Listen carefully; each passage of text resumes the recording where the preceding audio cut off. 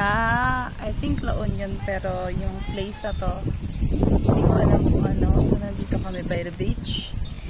And katatapos lang namin mag-grape picking. And then yun sila dito, si Lolita.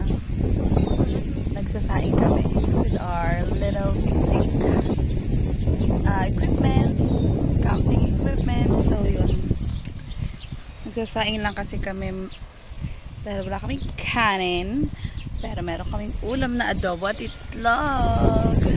Habang chilling.